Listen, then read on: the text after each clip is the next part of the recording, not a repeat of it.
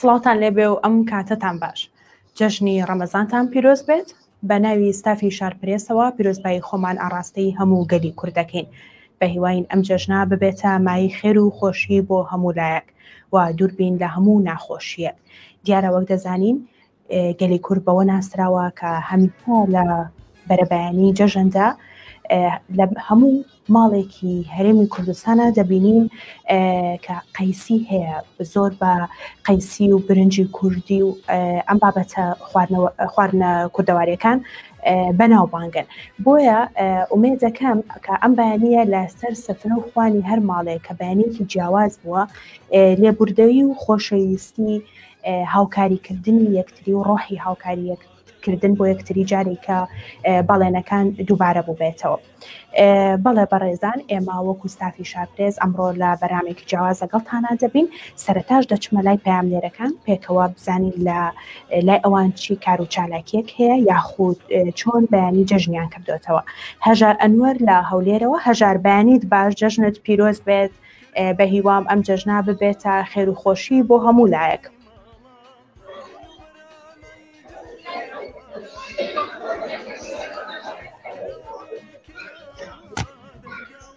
هەژار، بەیانیت باش، بە هیوام ئەم جەژنا ببێتە خێر و خۆشی بۆ هەموو لایەک. پێم وا بێتۆ لە خانی بە ساڵەتوانی لە هەولێر ئەگەر پێم بڵێ کار و چالاکی لەوێ ئەمڕۆ چیە و چۆن مەراسیمی جەژن لەوێ بەڕێ دەکرێت. جەژنی ئێوە و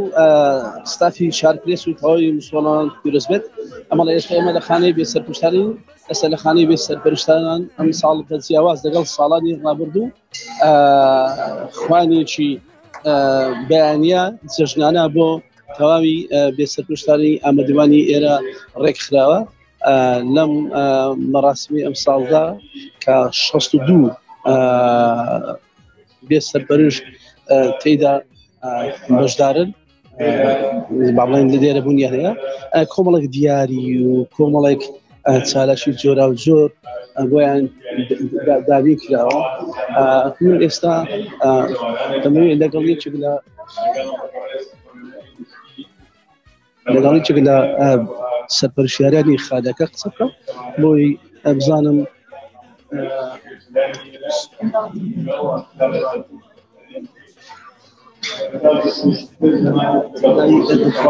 خواستان ئەم کاتت باش. دەمێ سەرەتا جەژن پیادا پیرۆز بێت و جەژنی تەواو سەرپەرشتیان پیرۆز بێت. ئەمڕۆ حەز دەکەم جیاواز لەگەڵ ساڵانی ڕابردوو چالاکیتان هەیە، چالاکیەکە چۆنە و چۆن دەتانەوێت ئەم یادە لەگەڵ سەرپەرشتان بکەن.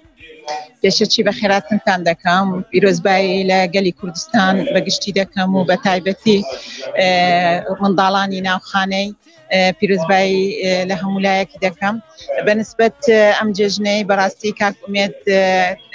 تەشریفی هینا بۆ ئێرە کە نانی جەژن لەگەڵ منداڵەکان بخواتن، هەروەها لەگەڵ جەماعەتی بەڕێوەبەرایەتی گشتی چاودێری و گەشە بێدانی کۆمەڵایەتی هەمیان و دیاری جەنابی پارێزگار لە بۆ منداڵەکان لەسەر داواکاری منداڵەکان پایسکل بوو کە داوایان کرد. هەروەها بەڕێوەبەری چاودێری گشتیش ئەویش جێژنانی بۆ منداڵەکان هێناوە و جەماعەتی تەڵەباتیش ئەوانیش شیرنیان هێناوە لەگەر دیاری لە بۆ کە ئەوڕۆ پێشکەشی بە هەموو منداڵەکانی دەکەن. ئەم ساڵ خوانی جەژن ئامادەکرا بوو، ساڵانی پێشووتر بەو جۆرە کراوە یان ئەم ساڵ تایبەت و یان زیاتر بۆ لێش تایبەتەن ئامادە؟ خۆی هەموو ساڵێ ئەمە خوانی جەژن دەکەین، هەموو بەیانیان بە زۆر لێرەی ناوڵانە لەگەڵەوان تاکو هەز نەکەن مەسەلەن کە لە عائیلەکانی خۆیان دوورن. ئەمە چونکە ئەمە بە خۆمان کە سیوانین، ئەمە ئێستام یەک لەوان داچیوانم هەرچەندە ئەمن بەڕێوەبەری کوڕەکانم 40 کوڕم هەیە وان دەزانم لێ ئامادەبوونم لێرە بەیانی بەس 6 بەیانی بێم لێرە ماڵی خۆم بەجێبێلم ئەوان بە منداڵی خۆم دەزانم لێرە بتوانم. من سەرەتا ژمارەیەکم گوتووە، گوتم 62 بێسەرپەرشتی ژمارەکە ڕاست؟ بەڵێ تەمام، چونکە 40 کوڕن لەگەڵ 22 کچی دەکات 62 بێسەرپەرشت لە ناو خانەنە، بەڵام منداڵمان هەیە لە دەرەوەی خانەش. ئێستا بەنسبەت کوڕەکان 67 کوڕمان هەیە لە دەرەوەی خانەی بە هەمان ئیمتیازاتی ئێرە مەسەلەن بێبەشمان نەکردوون، چ لە خەرجی گیرفان چ لە جلکوبەرێک کە مەسەلەن پێیان دەدرێتن، ئەوەش لە لای خزمە نزیکەکانیانن خزمە نزیکەکانیشیان مەسەرەن کە خاڵیتیان مامیتیان ماڵێ داپیریتیان یاخود ماڵێ پوریتیان بەو شێوازەی لە لای ئەوانە تاکو عادات و تەقالیدی خزمی خۆیان وەربگرن ئەوهامان پێ باشترە بەڵام ئەوانەی لێرە ماینەوە ئەوە مەجبورن لێرە بمینێنەوە لەبەرە هیچ شوێنێکی حەوانەوەیان نییە یاسایەکی کە مامەڵی پێوە دەکرێت ئێوە کارتان لەگەڵ یاساکەیە ئەمەدی من زانیارمی یاسایەکە کەم و کوڕی هەیە پێویستی بە هەموار هەیە بۆی ئێوە دەستان کراوەتر بزان چۆن زیاتر شکن شکل ئەوانە منداڵی بێسەرپشتن ئێوە لەم ڕۆژدا چ داواکارێکتان هەیە بۆی بەژووری سەردەمیانە باشتر بەڕێمانی پیشاتیزا هەموار پێیان دەربشێت بۆ ئێوە باشتر کارەکان بکەن و مافی ئەم منداڵان نەشت لەگەڵ ڕێزم یاسایەکە هیچ کەم و کوڕی نییە بمبورە ناوەڵڵا هیچ کەم و کوڕیەکە لە تەنفیز و لە تەفسیرە تەنها ئەوەی تەفسیری دەکاتن بە مەزاجی خۆی تەفسیری دەکا ئەوەی کاری پێدەکە بە مەزاجی خۆی کاری پێدەکە ئەگە بێ سەرڕاستی یاسایەکە یعنی هیچ کەم کوڕینیە لەبەرەوەی ئەمن دیراسی تەواوم لۆ کردیا بە خۆشم دەرچووی یاسامە یاسایەکە یعنی ئەوەی نییە بەنسبەت منداڵەکان هەموو شتێکی تێدایە ئەوانەی دایان ناوە بەڕاستی کەسی زۆر ڕۆشنبیر و کەسی یعنی شارەزا بووینە لەو بوارەی کە ئەم یاسایان داناوە لێ هیچ هەموارکردنەوەیەکی ناوێتن و وەختە بلێم تەواوە یعنی پێویست بە ئەوەی ناکات ئێستا منداڵێک بێدایک و باوک بێ یان بەهۆی زیابوونی هاوسەرەکان نە دایکێک وەرگری نە باوکێک یان منداڵێک لە خۆشخانە مایەوە ئێوە چۆن دەتوانن ئەو منداڵە بدەن بە کەسێکی دیکە ئێ منداڵێکم کەس خەڵکی مناڵی نێداوی منداڵ دەکات بەس چۆن دەتان ئەو منداڵە بدەنە بۆ بخانە ئەمە ئەو ڕێگاش کە جەنابەت باسی دەکەی ئەوە دەتوانین لە ڕێگای داکا دەتوانی بستە دادگا ئەو شخصی هەر کەسێک منداڵی بێتن دەتوانین لە ڕێی دادگا داوا بکاتن لەوێ خۆی ناونووس دەکاتن ژمارەی مۆبایلەکەی بەجێ دێلیتن ئەو کاتی ئەگەر منداڵک هەبوو ئەوان پەیوەندی پێوە دەکەن و شێوازی یعنی لە یاسا و ڕێسای خۆی وەردەگریتن لە پێدانی منداڵەکەی بەنسبەت ئەمە ناتوانین ئەوەی بکەین بەڵام ئێستا پرۆژەیەکی نوێمان هەیە خێزانی جێگرەوە ئەوە بە ناوی خۆی ناکاتن بەڵام ئەوە ئینشاءالله لە جێبەجێکردندایە ئەو کاتی منداڵەکەی دەبە بە خێو دەکاتن دەبتە خێزانێکی جێگرەوە لە بۆ ئەو منداڵی لە جواتی لە ناو خانەی بمینێتن لە لایوان دەمینێتن دەمێ ئاماژە بۆ بکەم ئەوە باسییان کرد کۆمەڵک دیاری ئامادە کراوە بۆ منداڵانی بێ سەرپەرشت و لەگەڵ ئەم باڵێن دیارە دەمێ باز بکەم کە ئومێد خوشاو پارێزگاری هەولێریش لەم مەڕاستیمە بەشدارەوە ئەو دیارە لەلایەنەوە دابین کراوە بۆ منداڵانی بێ سەرپەرشت بەڵێ دەست خۆش هەژار ئەنوەر دووبارە سوپاس بۆ تۆ و دووبارە جەژنیشە پیرۆز بێت بەڵێ دەچینە دووبۆ پامێرمان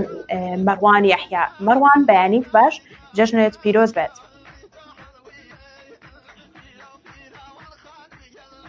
مەڕوان گوێبیستی منیت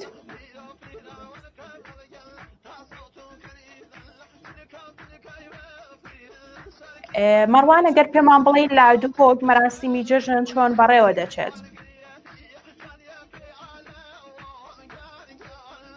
بەڵێ دەچینە سلێمانی لای هەوراز ئەحمەد پەیامنێرمان تا ئەو کاتێک کە هاوکارانم پەیوەندیەکە یاخود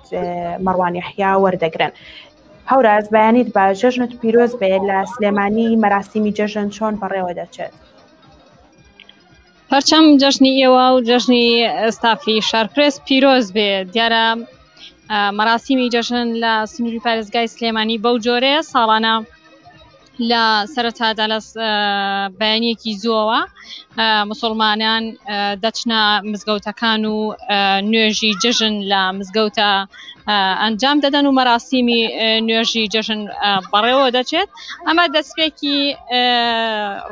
یەکەم ڕۆژی جەژنە لە بەیانێکی زووە بەو جۆرە دەستپێکە دواتر خانەوادەکان لە شاری سلێمانی زۆربەی خانەوادەکان لە شاری سلێمانی دیارە خواردنی جۆرا و ژۆر ئامادە ئەکەن باوترین خواردن لە سنووری پارێزگای سلێمانی ئەو خانەوادانێکە لێرە جەژن دەکەن دیارە شلەی فاسۆلیا و گۆشت و قەیسی برنجی پڵاو و ئەم جۆرە خواردنانە باوترین جۆری خواردن کە لە بەیانیانە بەیانی جەژندا خواردن ئامادە دەکرێت لە بەیانی جەژندا سفرەی ماڵەکان دەڕازێنرێتەوە خواردنی وەکو دوای 30 ڕۆژ بە ڕۆژوگرتن لە مانگی پیرۆزی ڕەمەزاندا یەکەم ڕۆژی جەژن بەو جۆرە لەلایەن خێزان و خەنەوادەکان لە شاری سلێمانیەوە بەڕێوە دەچێت. دواتر لێرەدا مناڵان بە خۆدەزانی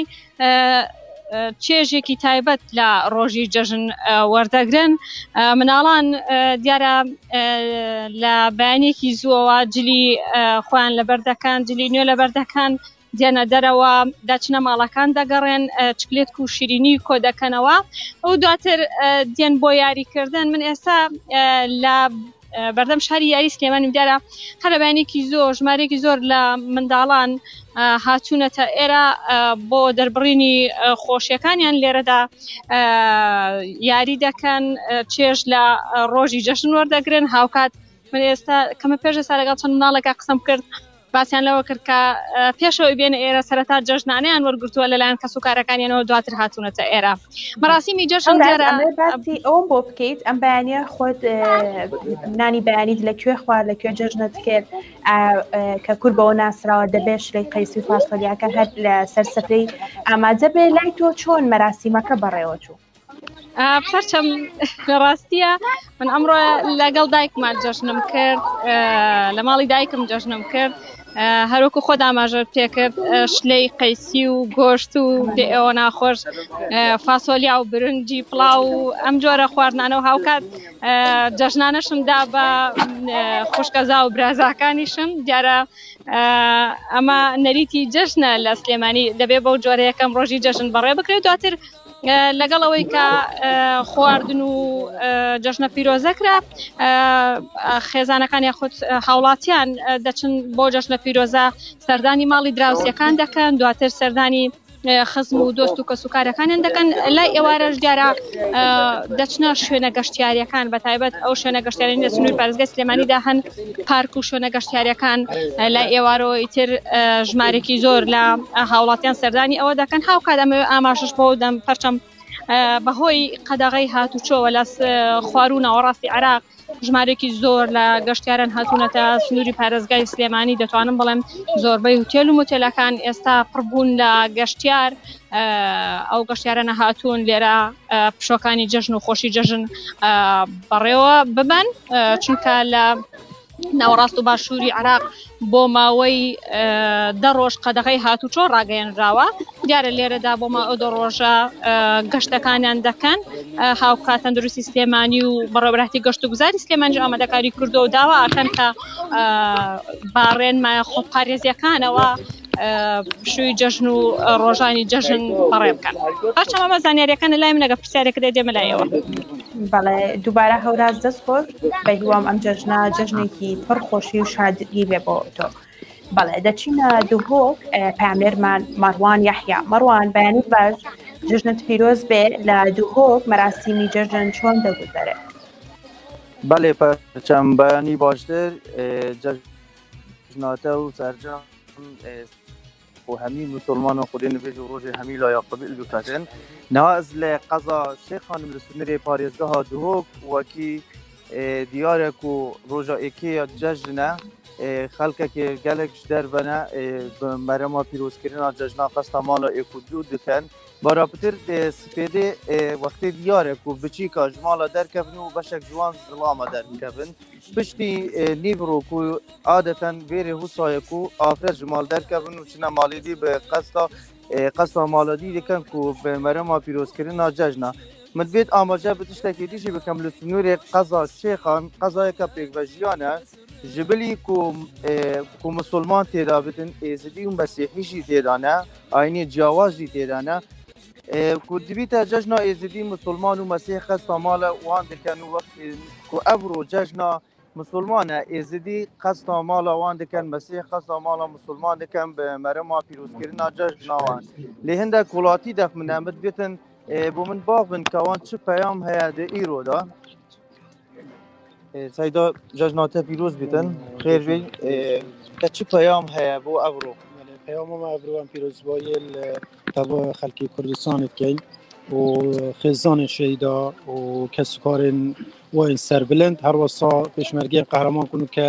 ev aramî emnihîya em têde jîn dewlet xwîna پێشمەرگەیم کە هاتینە شەیدکردن هەروەسا ئەو کەس و کارên ku kel çepera da û berevaniyê vî welatî dikin daxwaza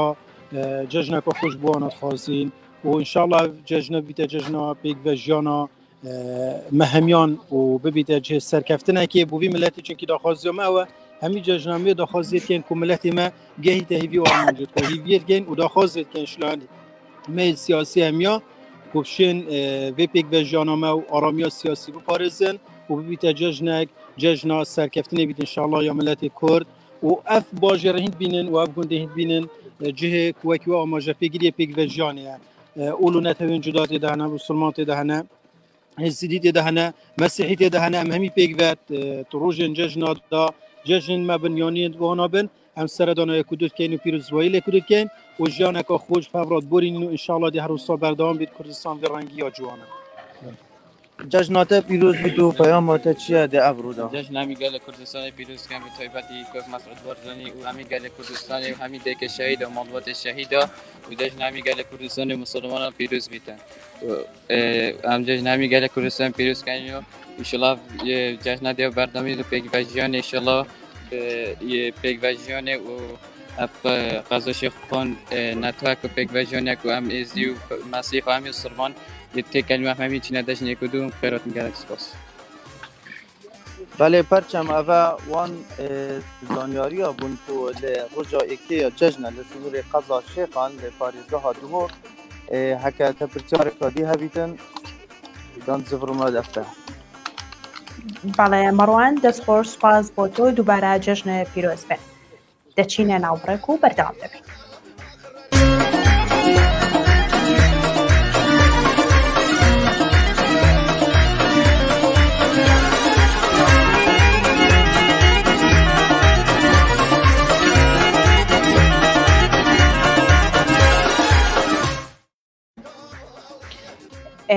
بله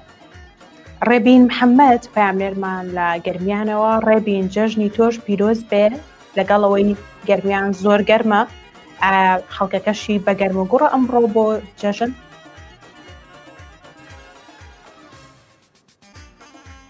ینی شاپرس پیرۆز بێ و سەرجەم کارمەندانی شارپرس پیرۆزبایی جەژنتان لێ یەکەم بەڵێ ئەمڕۆ وەکو هەموو شار و شارشتەکانی تر لە گەرمیان خەڵک هاتوونەتە دەرەوە و بۆنە کۆمەڵایەتەکان بەڕێوە چێ وەکو عادەت وایە ئەو ماڵانەی کە پرسیان هەیە یان کەسێکی ئازیزیان کۆچ کردووە بە تایبەت خەڵکەکە ئەچن بۆ ئەو ماڵانە بۆ ئەوەی جژن لەگەڵ ئەوان بکەن لەگەڵ ئەو ماڵانە جژن ئەکەن و هەروەها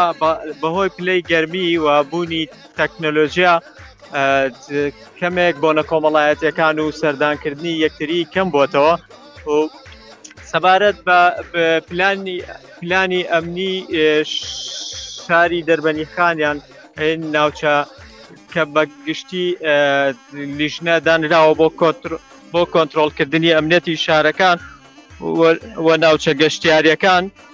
هەر هەمووی کۆنتڕۆڵ ئەکرێ لەلایەن هێزە ئەمنیەکانەوە و لیژنەی بەردەوامیان هەیە و مەفرەزەی بەردەوامیان هەیە بە ناو گەڕەک و شوێنە گشتەکانە ئەگەڕێن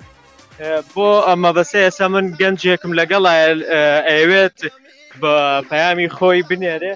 لەبارەی جەژنەوە کاکە مەزەر ئەم کاتە ئەم کاتی توش بەسڵاو لە توش کاک مەزەر پێمان بڵێ ئەم بەیانیە تۆ لە کوێنانی خوارد و سەعات چەند هەڵسای بۆ ئەوەی جەژن بکەیت وەڵڵای وەکو هەموو جەژنێکی تر سەعات 7 هەڵساین و فاسۆلیا برنجیشەوە وەکو کوردەوە عادەتێتی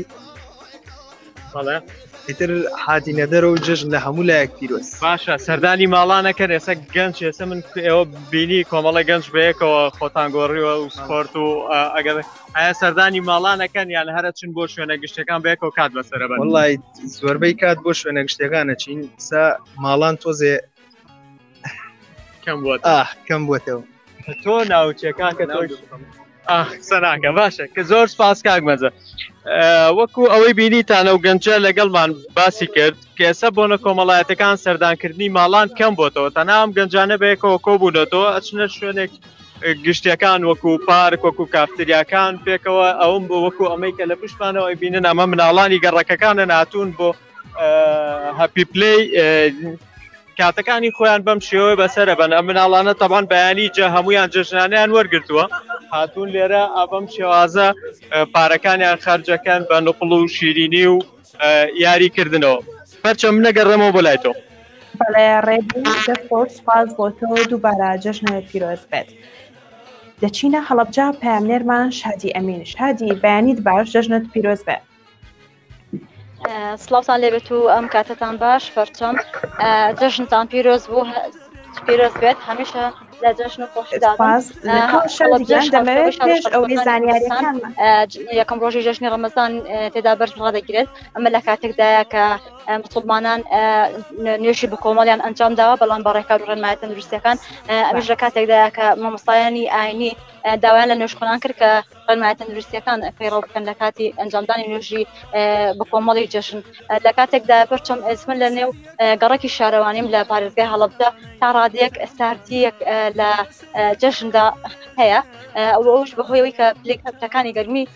زۆر بەرزە و هاوڵاتیان زیاتر لە ڕێگەی تۆڕە کۆمەڵایەتیەکانەوە یەکتری ئاگادار دەکەنەوە جەژنە پیرۆز لە یەکتر دەکەن و سەردانی کۆمەڵایەتیەکانیان کەمتر کردوێتەوە بەهۆیەوەی کە لە ئێستا پلەکان زۆری گەرمن بەڵام ناو بەناوە هەنێک لە مناڵ لێرە هاتوچۆیان ئەکرد و ئەڕۆشتن بەڵام من ئێستا لە نێو گەڕێکی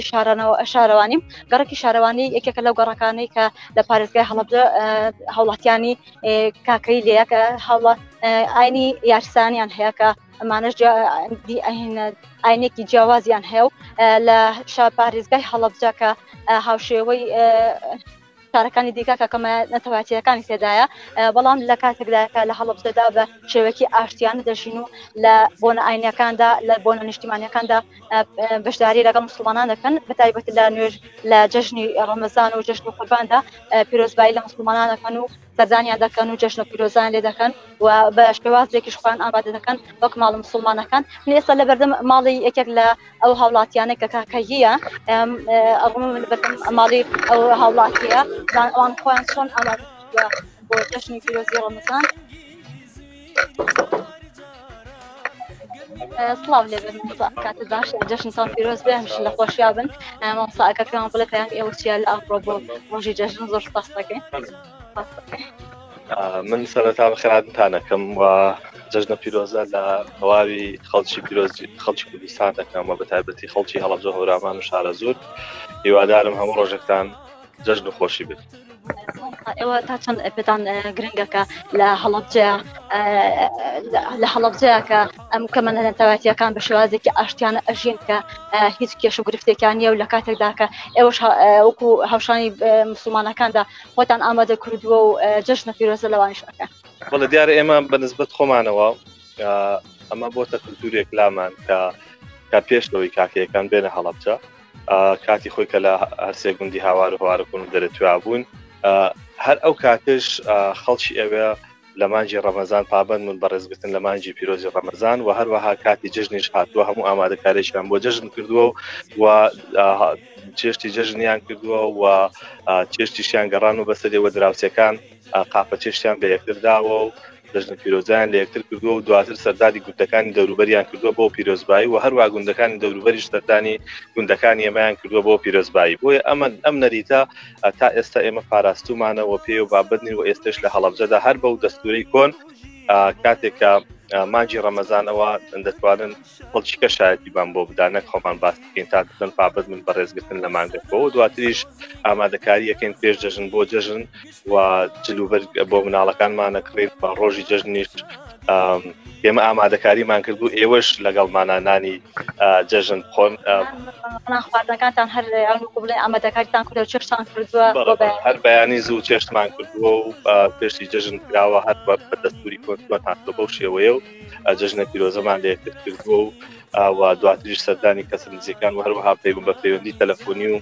جەژنە پیرۆزە لە دۆست و هاوڕێ خۆشەویستانمانەکەین و ئەوەشی بتوانین سەردانیەکەین لە ئێستا کابینین بە بەراورد بە جەژنەکانیات کەمێک ستاربوونەوەی لێ ئەم جەژنە ئێوە هۆکارەکەی بۆ گەڕێنەوە کە هاوڵاتیان زیاتر لە تۆڕە کۆمەڵایەتیەکانەوە پەیوەندیەکەن و جەژنە پیرۆزەکەن دواتر ناسنە ماڵ یەکتر هۆکارەکەی بەڵێ من هۆکارەکەی ئەگەڕێنەوە بۆ دوو هۆکار یەکەم ئەوەیە کە ئێستا بەهۆی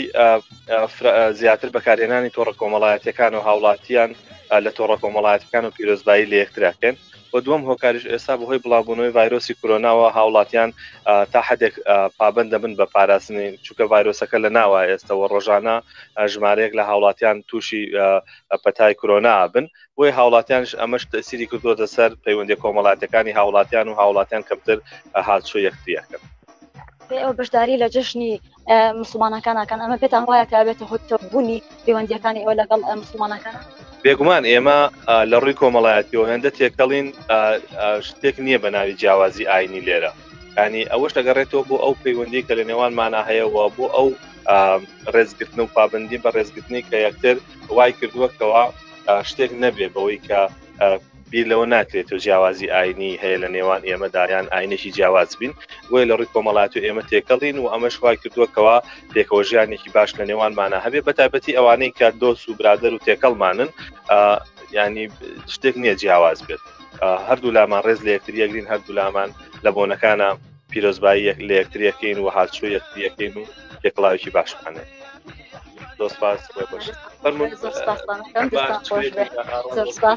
بەڵێ پەرچەم ئێمە ئێستا لە ماڵی مامۆستامەزدارین ئەوان خوان ئامادە کردو مناڵەکانیان بە شێوازێکی زۆر جوان و ئامادەکاریان کردو لە چێشتەوە فاسۆلیا و قەیسی و تەروەک عادەتی کوردەواری هەموو ساڵێک ئەم کولتوریان دووبارە کردێتەوە دەستان خۆشەوە ئێمە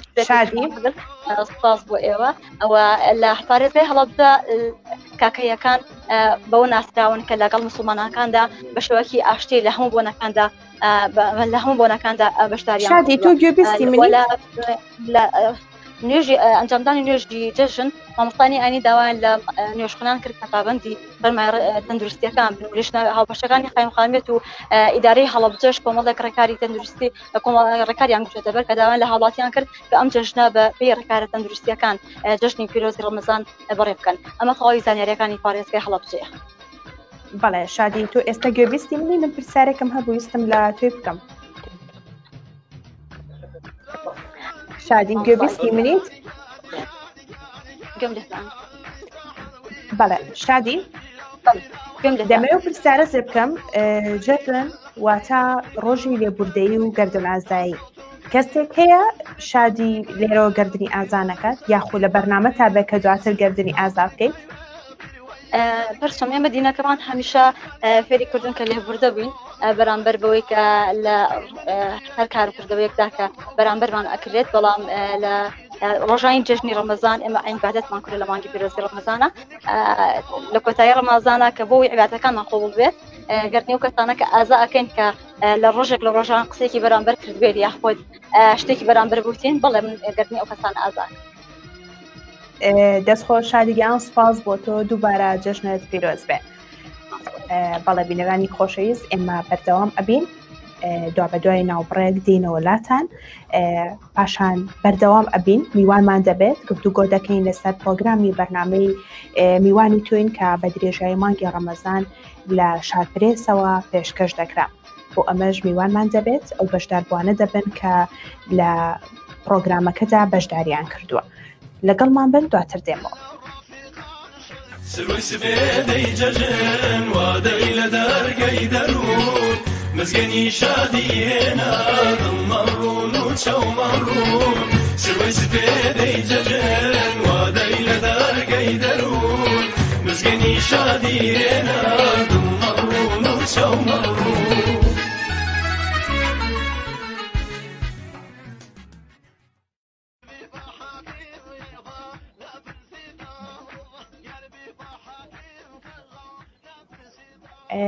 بەڵێ بینەرانی خۆشەویست